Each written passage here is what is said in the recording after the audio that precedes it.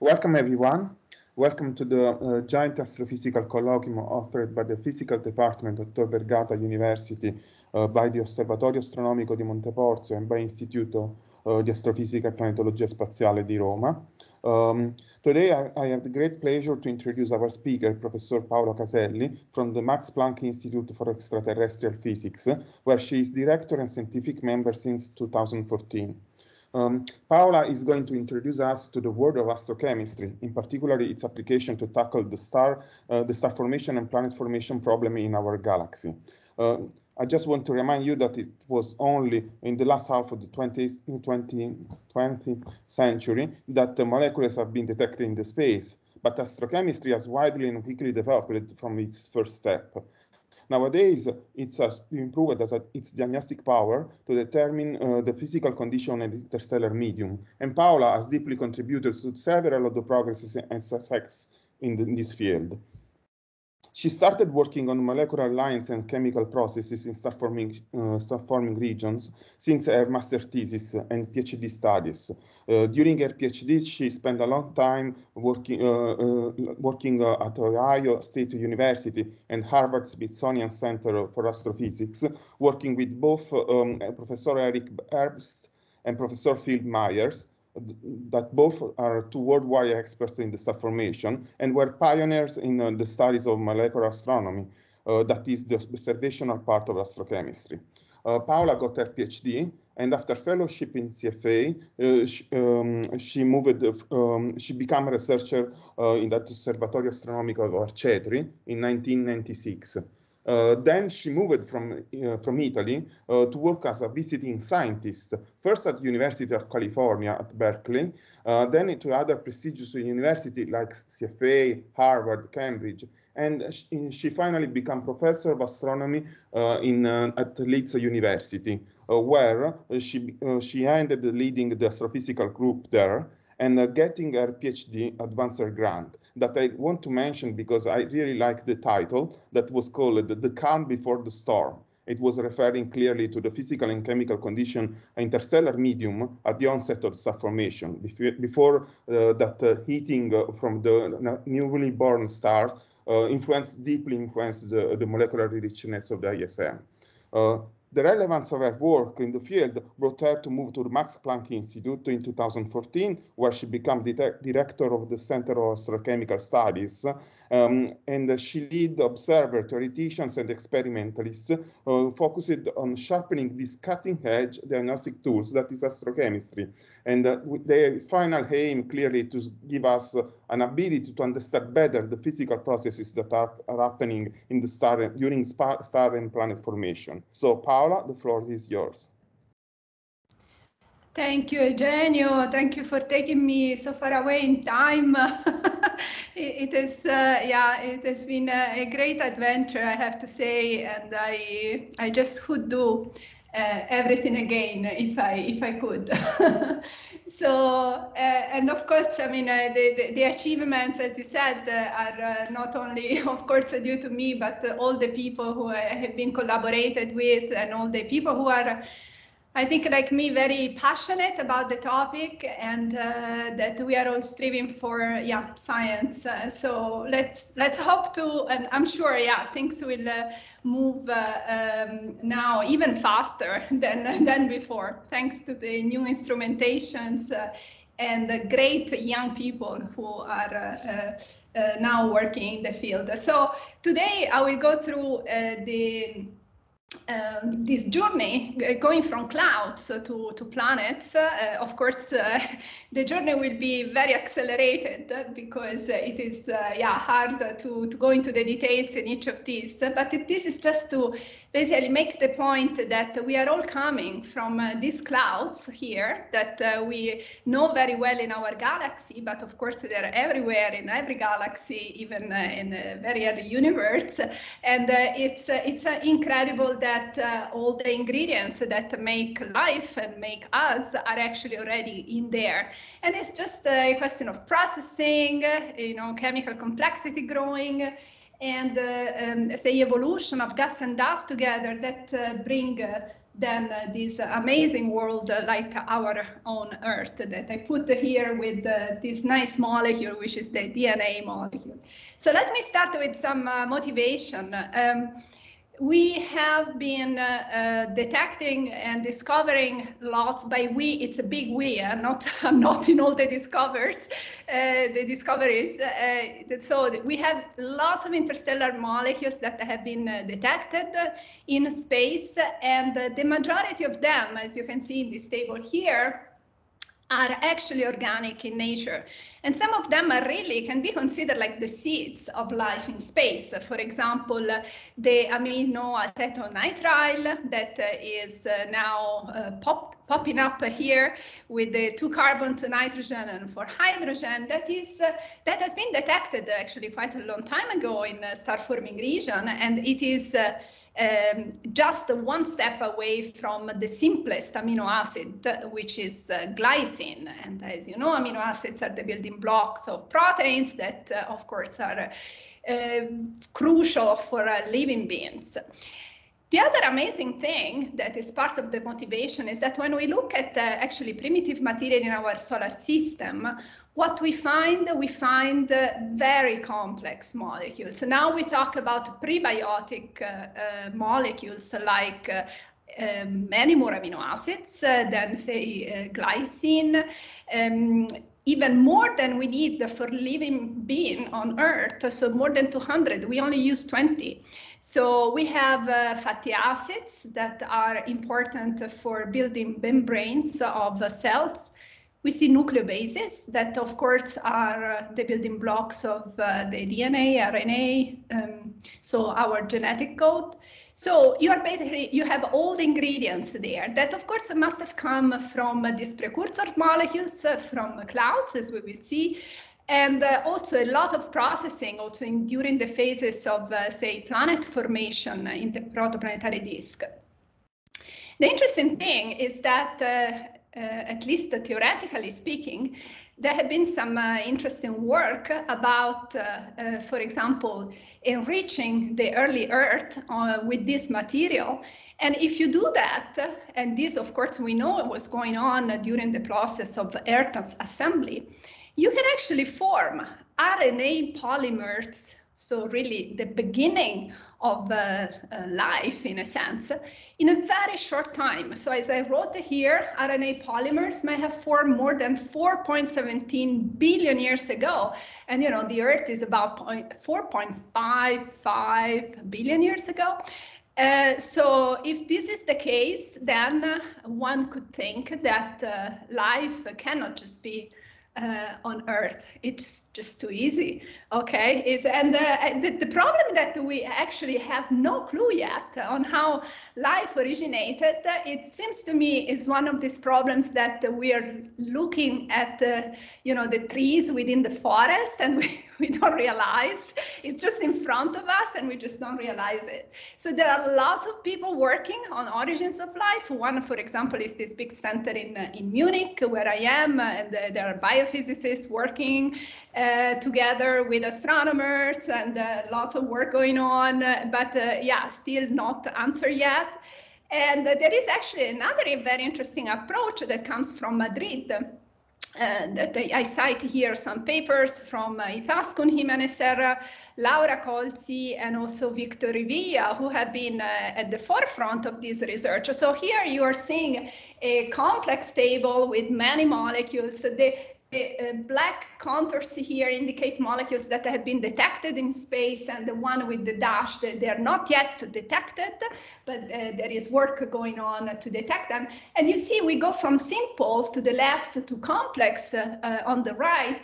And here we actually have molecules like, say, adenine, this 18 here, that is cytosine, and other nucleobases. So we want to see they want to see if actually in space we can actually arrive at these prebiotic molecule, or at least if these building blocks of the prebiotic molecule exist. So there is really a lot of activity going on, a lot of interdisciplinary work that it's also very fascinating, because you always learn a lot when you talk with people who work in other fields. So the outlook of my talk will be from dark clouds. So you will really start with these molecular clouds, zooming into the so-called pre-stellar cores. So these are the dense clouds just before stars are forming.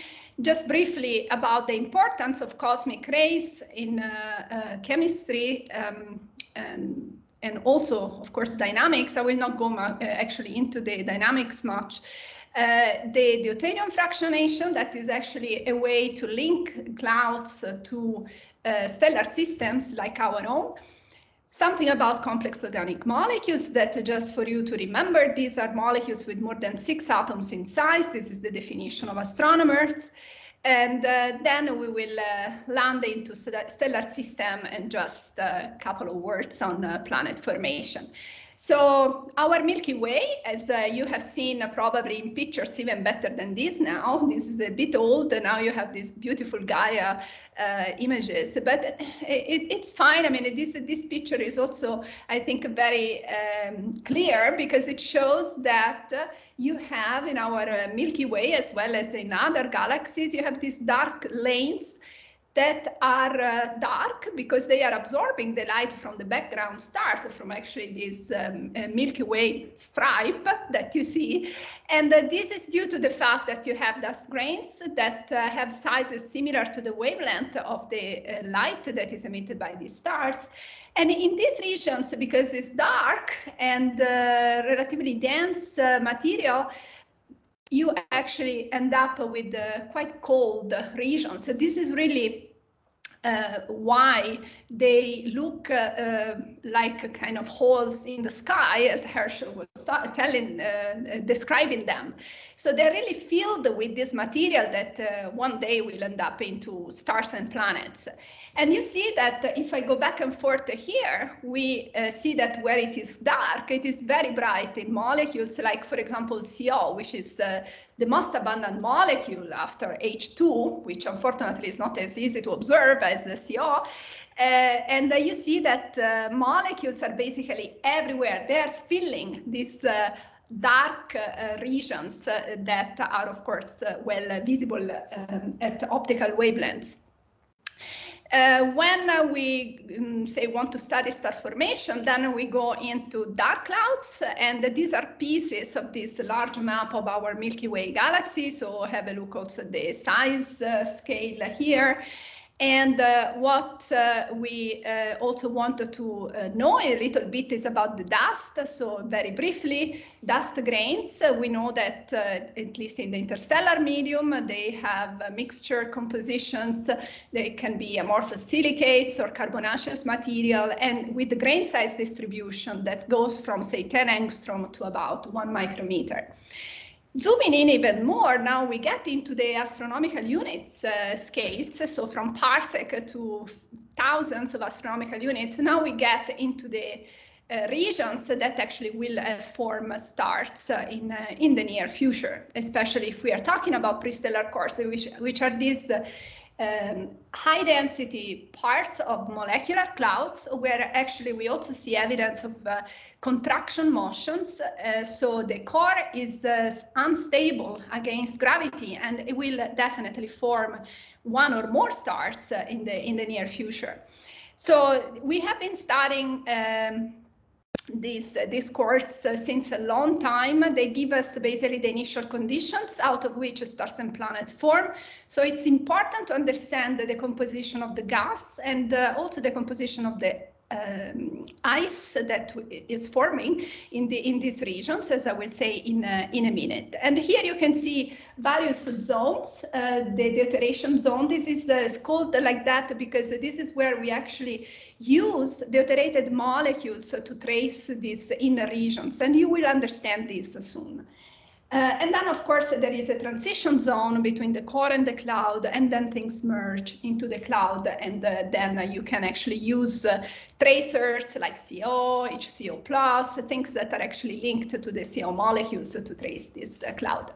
The important thing about these objects that we found out a long time ago with Antonio Crapsi, who was a first PhD student when I was in Arcetri.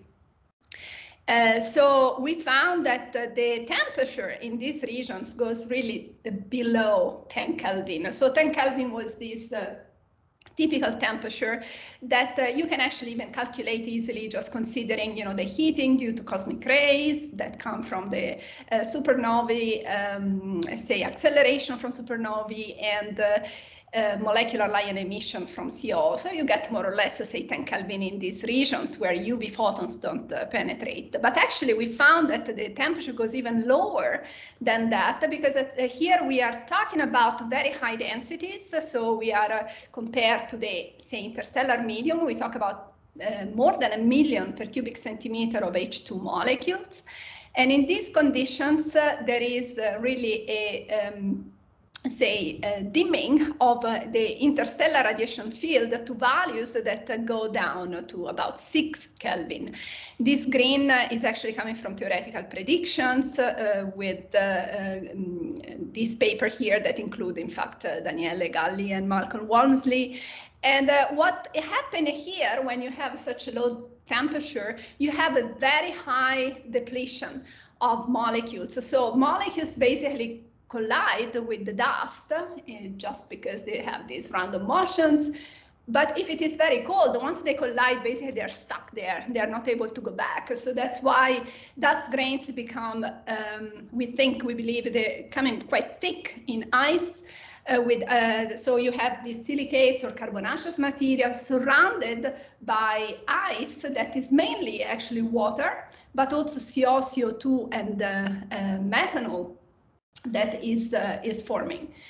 So by the way, this graph here was possible thanks to VLA. So this is the Very Large Array in New Mexico, where we could measure ammonia, the two transitions of ammonia, which is here in the at 24 gigahertz. So this is the inversion transitions of ammonia. So this is one of the best thermometers we have for these regions. More recently, so this is something that has been submitted, not just me, I mean, here together really with lots of help from Jaime Pineda and Olli Sipila in the group and many other people, we detected the deuterated ammonia. So I mentioned that deuteration, in fact, really traced very well the central region of this core. And with the help of our chemical code and also radiative transfer, we were able to reproduce the spectrum seen by ALMA here in the very center. So you see now we are talking about the fraction of, so now we are within the central 1000 AU of the core. With ALMA you can really zoom in. So we are getting to the point that we started to see this elongated structure that probably will actually be the precursor of the future protoplanetary disk.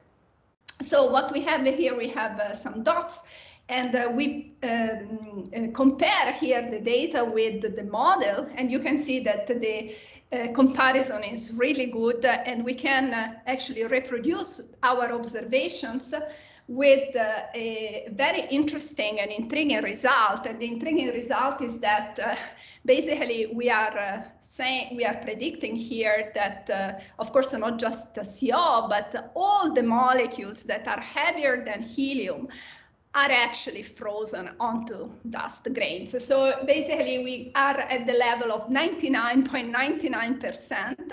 So now you really can imagine that in the center of these regions, you have conditions that are not so different from what you have in the early universe. So basically you are left in the gas phase with hydrogen, deuterium, helium, not much more. And of course, the ions that can be produced out of these elements. So here you have the total depletion factor.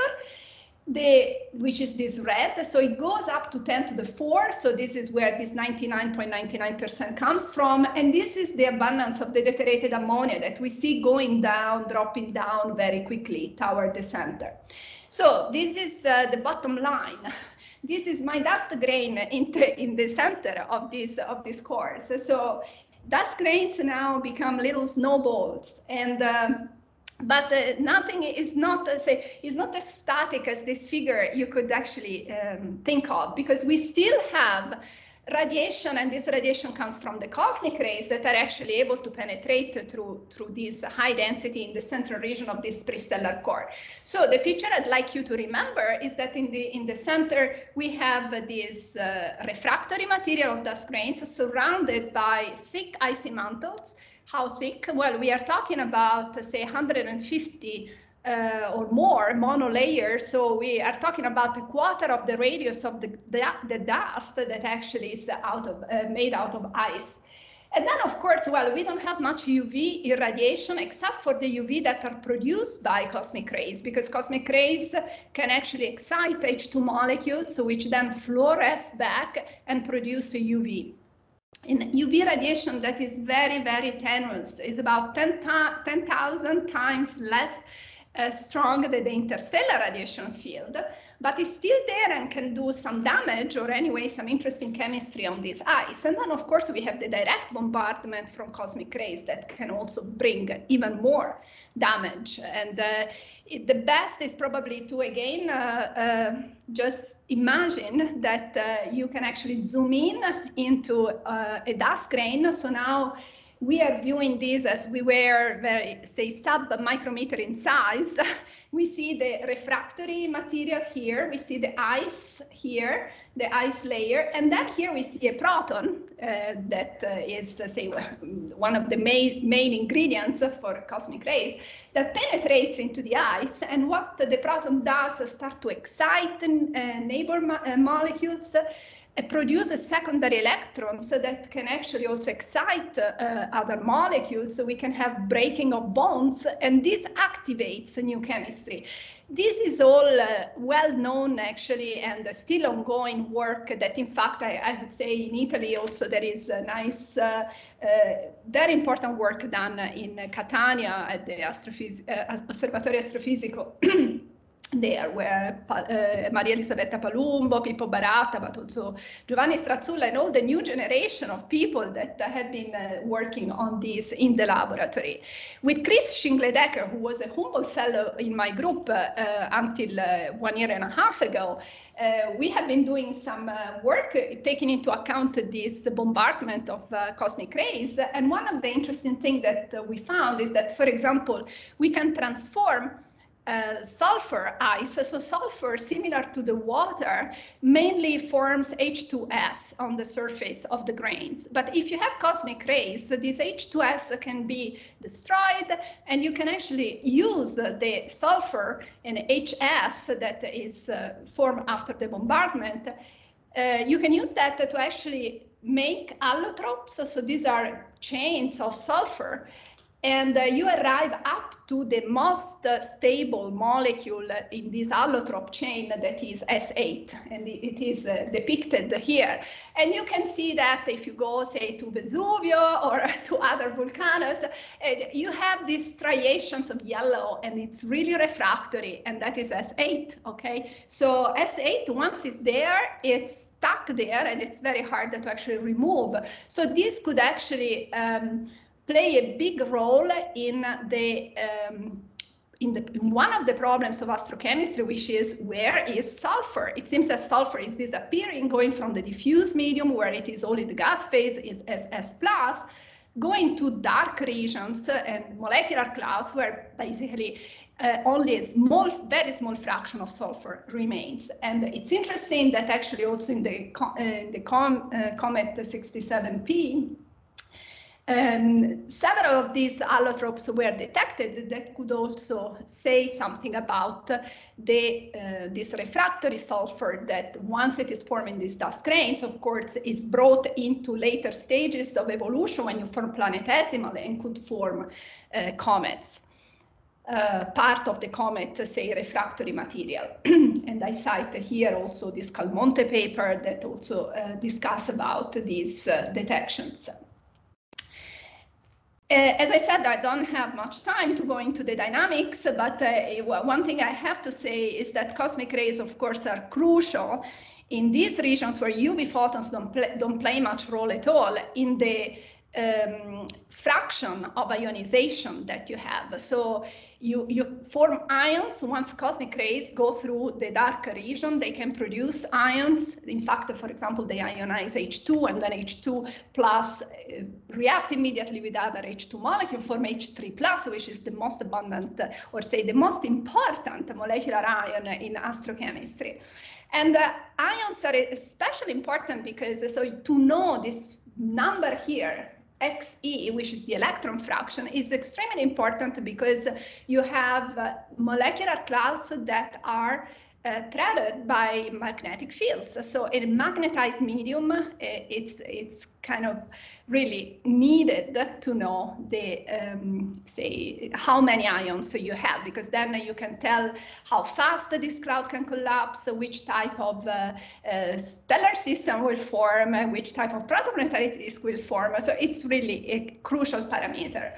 In 2015, with this collaboration that is still ongoing with Marco Padovani and Daniele Galli at Arcetri, but also, of course, Alexei Ivlev, who is with me at the Max-Planck in Garching. So one of the work, this is just one of the several works actually that has been done, especially by Alexei, Marco, and Daniele, concerning the charge of grains. So electron fraction is very important, but actually also the dust charging is very important, and especially taking into account the fact that if you have, for example, positively charged and negatively charged dust grains, you can actually boost the coagulation of these dust grains. And of course, this is very important, especially in later stages, say in planet formation, but of course also in molecular clouds, because as we have seen, they are the initial conditions. They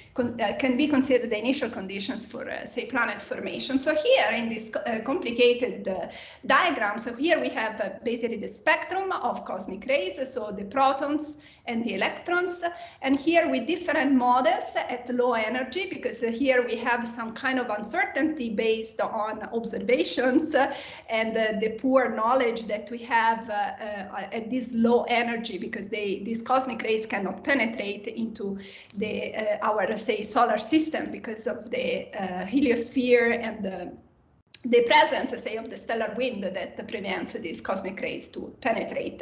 So, but in any case, what we have here, so even considering both of these extremes, say low and high, we can consider different conditions in a region outside the dense core, in an intermediate, so in the outer part of the dense core, or in the very center of the dense core. And now what we can do, considering cosmic rays that produce this UV field, as I mentioned before, and these UV photons can cause can produce electrons through the photoelectric effect, so extract electrons from dust grains. What we have actually a population of dust grains that are not just negatively charged, as you actually get if you don't take into account this effect of cosmic rays, but you have dust grains that are also positively charged, as you can see here, or negatively charged. And then these, as I mentioned before, of course, make things, conditions optimal for dust coagulation. So we could also explain, for example, the presence of these large dust grains that are seen sometimes in the, say, mid-infrared with the observation of the so-called core shine effect, where you have the scattering of the longer wavelength in molecular clouds. So this is enough for, unfortunately, because I would like to say more about cosmic rays, but I have to move on because I want to make this connection to later stages. So now we go into the deuterium fractionation, and I put here a piece of ocean just because, in fact, or also our oceans are highly deuterated compared to the cosmic abundance of deuterium. So D over H in the, say, cosmic D over H is about 10 to the minus 5. So this deuterium atom divided by hydrogen atom, elemental abundance.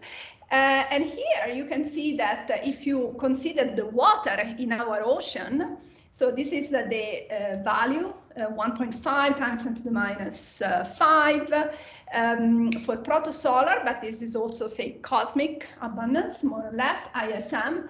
But if you look at our Earth ocean, you see that we are about an order of magnitude above that. So this is already a big question. I mean, how, why we have this higher deuteration? And then there are other objects here. We have, for example, the CI carbonaceous meteorites. So these are primitive meteoritic material. We have comets. We have Oort cloud comet.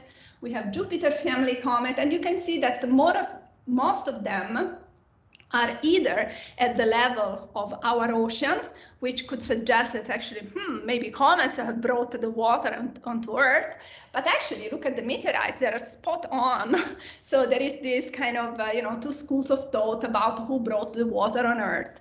Still not ending because it's not so obvious, but this is not really I think the big problem. It's just telling us that we are seeing anyway pieces of material that actually contributed to the formation of our planet. Okay, so an interesting thing is that if you look at some theoretical papers, what we see is that actually to be able to produce HD over H2O at the levels of our solar system, you require material from this prestellar phase to be added to the material of the, for example, protosolar nebula, where planets in our solar system were formed. So this is another motivation of why it's important to study this prestellar course, because they really, this high deuteration and also say reservoir of ice is actually coming, in fact, from there. So very, very briefly, to explain this fact of the deuteration, why deuteration is increasing in cold regions, and especially in regions where molecules like CO are gone, so basically are frozen onto these dust grains. One is kinetics, so basically we have reactions like H3 plus HD. So H3 I already introduced to you. This is coming from H2 ionization from cosmic rays, reacts with HD. So in molecular cloud, the deuterium is mainly in molecular form. And then you have the transfer. So basically what you have here, the H3+, you have to consider like an H2 molecule with the proton that is loosely bound, okay? So this proton can be, say, given to other molecules, in this case to HD, and you form H2D+. This reaction is highly exothermic, so it produces also an extra, will have an extra energy, the products will have an extra energy of 230 Kelvin, which means that to go back, it's not possible if you are in a cold region. So this is the first reason why we get this higher deuterated molecule, because then once you have H2D+, is the deuterium here that can be transferred as well as the proton, but 1/3 of the time you will actually give the deuterium, for example, to CO, and then you form DCO+, or to N2, and then you form N2D+, okay? And then in 1984, Alex Dalgarno and Steve Lepp actually did this very nice short paper, 1.5 pages, where I say, well, I mean, if for some reason neutrals are not much in the gas phase, like in low metallicity environments, they didn't think about the freeze out of these molecules onto dust grains. At that time, we didn't think about that yet. But it doesn't matter. I mean, it doesn't matter what happens to them. It's just that they disappear. Then this ratio is increasing even more.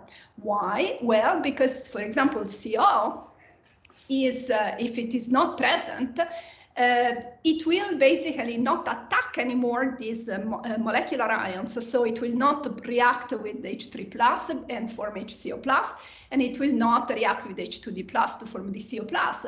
And in fact, if you have the CO freeze out, you will lower the destruction rate of H2D plus and H3 plus, and make the formation rate of H2D plus higher because you just have more H3 plus. So at the end, you have a huge, and when I say huge, I mean several orders of magnitude higher H2D plus over H3 plus than the cosmic abundance of deuterium. And things don't stay here and stop here. They move further. So you don't just form H2D plus, you also form D2H plus, and you form also D3 plus. We have detected ortho and para, because you know you have now the spins of the protons and the deuterium, ortho and para H2D plus, ortho and para D2H plus. D3 plus is very hard. We have tried and not yet succeeded. It's very hard because it's a more symmetric molecule, so you can only see it in the mid-infrared, and in these highly extincted regions, it's basically impossible for the moment to see these lines. So we need the super sensitive telescopes. But in any case, what is important to take away from this scheme that is published in the Ceccarelli et al. PP6 review is that once you have all these deuterated molecular ions, you have the possibility to give the deuterium to species. So as I said before, you can form the DCO plus and 2D plus deuterated ammonia. But once they recombine with electrons, you also produce a lot of d atoms in the gas phase. So once you have d atoms in the gas phase and the d over h becomes as large as, at least in our models, we have like 0.3 instead of, remember, 1.5 times to minus 5. So we have 0.3, so 30% is the deuterium. These deuterium atoms can actually also collide with dust grains, and if they find, for example, molecules like an oxygen, like an OH molecule, it can react and form HDO. So you can actually increase the deuteration of water onto the surface. Or, for example, they can see a CO molecule attached to it, form DCO, and then you can form H2CO, which HDCO, which is the deuterated formaldehyde, and you can go on and form also, for example, deuterated methanol, and we see all of these molecules are seen. Some of the telescopes that allowed us these detections are, for example, SOFIA. This was important for some of these two, the para H2D plus and the ortho D2H plus, and also the APEX telescope. So we have deuteration, lots of it. And this is an old slide that I take from the review that I wrote with Cecilia Ceccarelli in 2012, where we actually noticed at that time that there was an interesting difference between water deuteration and deuteration in organic molecules. If you look at this, you see, for example, blue is singly deuterated, red is doubly deuterated, green is triply deuterated. And water, yes, you can actually have quite a lot of deuteration compared again to the D over H cosmic abundance. But if you go to methanol, it's just crazy. We are talking about orders of magnitude larger deuterations. So, and these are all the names of the people who actually have contributed to this data. So how we started to think about that, and actually we thought that this must be due to evolution, chemical evolution and dynamical evolution coupled together, of course, during the formation of these prestellar quarks. So to explain just briefly, when you are in a molecular cloud, so there is not much, say, freeze out of molecules or oxygen or CO. So what you're left with some, say, water. The deuteration is not very large in these regions, also because this region in the outer part of the cloud could be actually a bit warmer. So you remember we need the low temperature to have this deuteration of H3+ on the first place. As you move inward, say, at the outskirts of these prestellar regions, you start to have the freeze out becomes more and more important. You start to build up a thick ice. And now the deuteration becomes larger and larger. You start to have this large D over H in the gas phase, and then you start to have a lot of deuterated methanol, because CO is transformed into methanol, and if you have a lot of D atoms, you can form deuterated methanol, and so on and so forth. So we have this difference, and we've been able to explain this. And the interesting thing is that we see this also in primitive material in our solar system. For example, this is coming from the Altweg et al. Annual Review of Astronomy and Astrophysics, where they compiled data for D over H in water. And sorry, the numbers are not many here, we need more, but still is significant to see D over H in organics. This is methanol written in a different way, and HCN. And you see that indeed in organics, the D over H is larger than in water. So this reminds us, something about our prestellar core and star-forming region. And well, not just in comets, but also in meteorites and interplanetary dust particles, so these IDPs. When we look very deep inside, we see that, for example, the hydrated silicates that actually is telling us about the water contribution, the water presence in this region. We have values that are exactly the same as our ocean values, so 10 times larger than the D over H cosmic. But if we look in the, say, organic material within these same regions, we actually have much larger D over H. So this is this D over H that is persistently being larger in organics than in water is all that you find it all the way from prestellar cores to us, basically. So this is something interesting that tells us that at least some of these precursor material must have either preserved or anyway used to be transformed, say, in other say, used to form other molecules, but still, say, come from these early phases and maintains these interesting isotopic, ratios.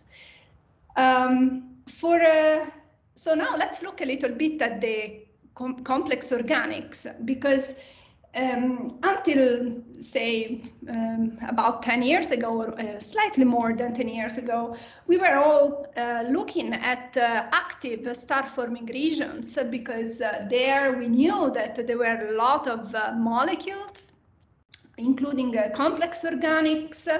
And this is, for example, a beautiful figure coming from the Herschel legacy. This is the Hexos team that was led by Ted Bergin.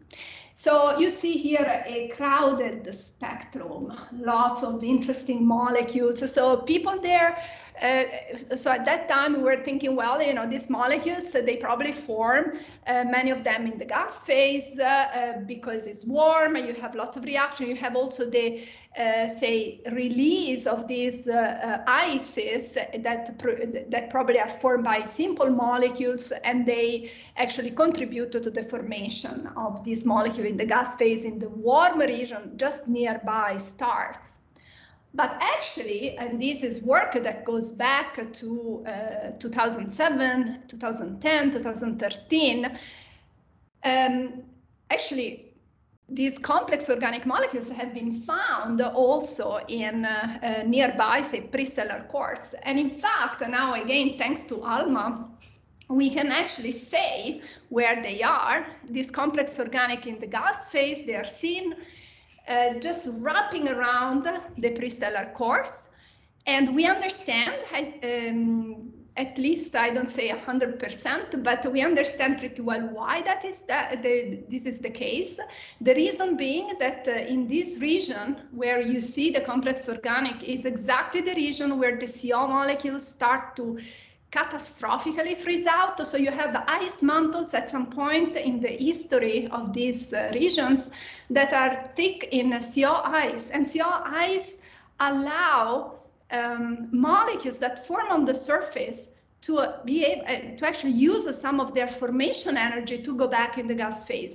It's something similar to what happened to H2, that we know it's forming on the dust grains in diffuse clouds. So in these regions, your dust grains are completely bare, so without any ice. But because of the formation energy of the H2 molecules that they vibrate very fast, they can actually use a fraction of this energy to go back in the gas phase. And this is what happens here. And this is thanks mainly, I would say, to the work of Anton Baziunin that wrote a paper about this in 2017. And you can see here this ALMA image. So this is a prestellar core in Ophiuchus seen in deuterated ammonia. Here we see the very central region. And then we switch on in the frequency of the methanol, which is the simplest complex organic molecule, and you see it all around and in an asymmetric ring of material that wraps this cold region. And of course, this comes, so the complex organic molecules surround them, we see them in the gas phase, but they are also present, they must be present in the ice, because in fact, if we don't see them in here, doesn't mean that they're not present, it's just not present in the gas phase. They must be embedded in this ice material. And there is a lot of great new data coming up on this course, thanks also to observations with the IRAM 30-meter telescope and other telescopes, GBT as well. So I mentioned about the fact that if you are in proximity of a star-forming region, then some of this ice will be evaporated. Now, one could say, well, then, how can you preserve these ices if you have like everything that is evaporated? Well, we need to be careful about these statements, because yes, you actually can evaporate probably all the ice very nearby the young star, but it would be basically very hard to evaporate them all, because these low mass stars, for example, solar type stars, are not really able to heat up very large regions. So only the inner part of the disk, for example, can be heated up at such a high temperature. And also, there is another important fact that became more and more evident now very recently, and I will come into that in a few minutes, is about the accretion, continuous accretion of material from the cloud onto the central region that basically is important and goes on and on, not just in these early phases of star formation, but as we will see also in later phases. So of course, if you are close by a star forming region, this is, by the way, is a beautiful Spitzer image of this dark core here that is here is seen in the optical, and you see, of course, in the infrared how things change. So you're actually really going through, see the actually part of the bipolar outflow in the side that actually entered the cloud. In the other side, you don't see it because it goes actually in the optical, because it goes outside the cloud. So it becomes actually, you see now the excited lines in the infrared and near infrared and optical, like H2, etc. But in any case, if you are here, your grains, of course, will start to lose their ices because of the heating. So thermal heating, of course, is important. But also you have shocks, and along the shocks, you have a sputtering of neutrals, for example, H2 molecules that collide onto these, dust grains that are negatively charged, mainly here, and have relative velocities between the neutral and the ionized material. And you can also have vaporization if you have grain-grain collisions. So if you are in these regions here, what you see is that you have, of course, a plethora of complex organic molecules. And you can, of course, compare finally now, thanks to the Rosetta mission, with the contact of organic molecules in the comet, 67P. And this was, in fact, it's a picture coming from the paper by Drozdovskaya that was published in 2019 that shows the correlation between the fractional abundances of complex organic molecules in a young star-forming region. This is one of the most studied young protostar that is in Ophiuchus, studied by Jorgensen et al. In this PILS survey. PILS means Protostellar Interferometric Line Survey. And as a function here of the same fractional abundance of molecules with respect to methanol, you see, in the comet. And you see a very nice correlation. So this these works are coming from the paper of Maria Drozdovskaya, where they say, well, you know, if this correlation tells us that the volatile composition of cometesimal and planetesimal must be at least partially inherited from, say, the pre- and protostellar phases of evolution. By the way, Victor Revilla, that I cite here, also found an important, say, correlation between the abundances of PO, so phosphorus-bearing molecules, that of course are super important again for constructing these prebiotic molecules, and found in star-forming region in the comet. So now in the last minutes, I want to go closer to home. So basically in the central region where planets eventually form. So here is the little simple-minded sketch of what is happening. So you have the cloud, actually a core, now our prestellar core that is collapsed now to a point that the central region become hot and will not be able to cool efficiently, and this is when you have your protostar forming. Now all this sounds very easy, but actually implies a lot of physics behind, because as I said, you have magnetic fields, you have some low level of ionization, you have rotation, and you have, as soon as you have a protostar, you have the formation of these very powerful winds that take away angular momentum and also actually make a lot of damage in the cloud and around in terms of you know, shocks and reprocessing of material. So here a little scheme. So we thought, at least in the past, and now it seems that is not the case, at least not all the time, that you form self-gravitating disks, at least in the first say stages of evolution. So you have this collapse, you have the formation of the disk, and the disk initially is relatively massive, just because you have this massive accretion of material onto the disk. So if the disk mass is a significant fraction, say, of the central stellar mass, the disk becomes self-gravitating. It starts to form spiral arms and shocks within the disk, and can actually have quite an interesting consequences for the evolution of the gas and the dust in these early phases of evolution. And here is just some work cited from previous work that actually I did when I was in Leeds with my previous students, John Lee and Mark Evans. At MP with Bo Zhao, who is actually now with Ralph Budritz at McMaster, he has been doing great work to try to understand how actually the microphysics of this, say, this astrochemistry, but really reduced to the most important reactions, which are the ones that regulate the ionization fractions, including dust grain, charging, etc. How, say, variation, for example, in the grain size distribution could affect the formation of the disk. And this is one of the big questions, because if you consider magnetic field and, for example, you are in an idealized condition, you actually start to contract the material of your cloud. You are squeezing also the magnetic field lines. And in this way, you get so much magnetic flux toward the center that basically you are getting a lot of breaking, so deceleration of your material toward the center, so that loses angular momentum to the point that it doesn't form a disk anymore. You need to have some kind of angular momentum to actually allow this flattened structure to form and survive.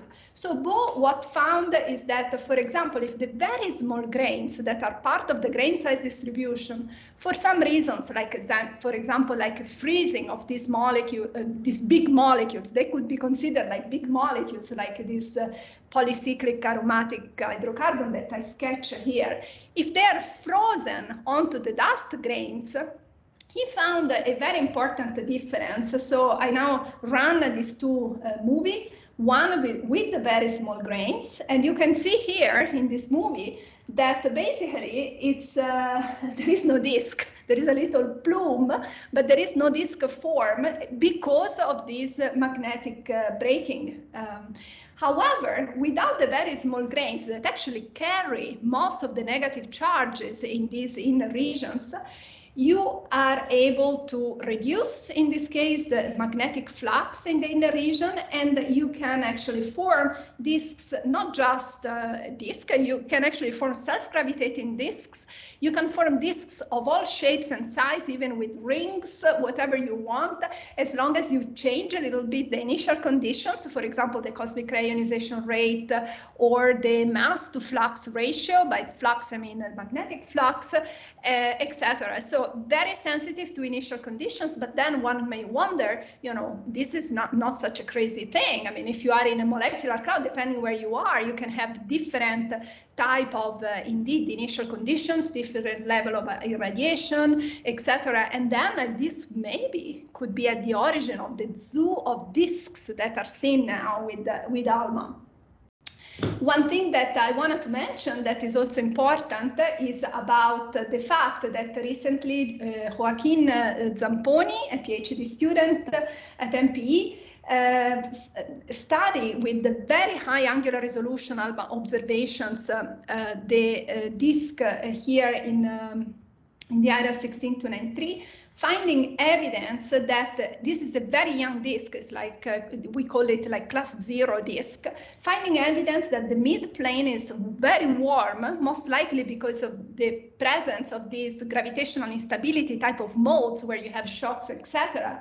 And if this is the case, indeed, this could explain why we see this complex organic coming from actually observed toward these regions, because you have, say, this evaporation of ices. And probably this is not even enough to say that, because we reach temperatures that are actually larger, especially toward the center, than 300 Kelvin, 400 Kelvin, which actually could make a difference also in the dust.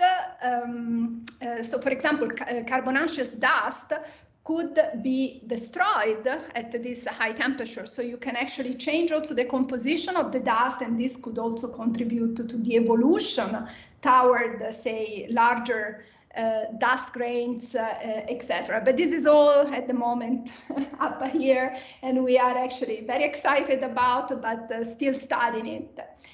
All right, I'm already out of time. So this is the very new stuff that comes from Noema that I wanted to just mention, because Iran Noema is our jewel, and we need to, it is really incredible how good it is. For some things, I think it can also exceed ALMA, because you can actually really see this connection from the cloud to the disk in a very detailed way. One thing that was, for example, found by Jaime Pineda was the serendipitous discovery of flows of material that connect the cloud to the disk. This is what I was saying before. We see not just the continuous accretion of material in the central region, but also this continuous accretion coming from the outer part of the cloud. And these things are continuing because we have the larger project with Thomas Henning and lots of new data on many disks and class 0 and 1, where we also found more streamers. So this is all coming up. So Let me just jump to the disk phase, just to highlight the work of Dominic, where she actually found that these rings that have been found in, say, relatively evolved class 1 objects like this one, famous, that, say, was published already in 2015, she found it in an even earlier phase. So the rings are typically thought to be the place where planets are forming. So if this is the case, we can say that planets form basically together with the protostars. So this is a big claim. Of course, it needs more data are needed, but if this is the case, of course, this is changing all our understanding of, say, planet formation, because you may really have the first seeds of planets in the very early phases of evolution, when you still have a lot of material coming from the cloud and the core. And even in later stages of evolution, now we are approaching the class 2 stage, you have these big flows of material that were detected by João Alves with ALMA, that actually contribute still to the material in this disk, where actually a planet is forming right now. So this is the continuum that is seen. So it's the disk seen at John. You see the central protostar, and then here's a big cavity where a planet appeared to be forming right now. So you see that there is still material coming from Paola, the yes. I should ask you to wrap up because we are going. Yes, I'm sorry. I told you, I always get too excited and spend too much time on little details. Thank you. Yes, I'm wrapping up saying that basically we have also organics in these disks that can also, of course, be compared with the Comet's material. And this, of course, is the part that it's really quick, because I'm not actively working on that yet, at least. So this is the assemblage of planets with JWST, of course, coming. These are some, say, simulations that have been done by Madhusudan for an exoplanet. And these are my wrapping up slide. So basically saying that we have been through these phases of evolution. And of course, we are left now with the detailed studies of exoplanet atmosphere. And it's great to know that there are lots of instruments coming up. Of course, gravity at the here on Paranal, and Gravity Plus on its way, the extremely large telescope JWST to be launched in 7 days. So we are all a bit super excited, and many other things that, of course, will be important. So now, instead of putting the summary, because I'm out of time, I want to leave you with this, that just advertisement from nice astrochemistry say meetings that will come up soon. One in July at the EAS conference, and one hopefully in Berlin in October. So thank you very much.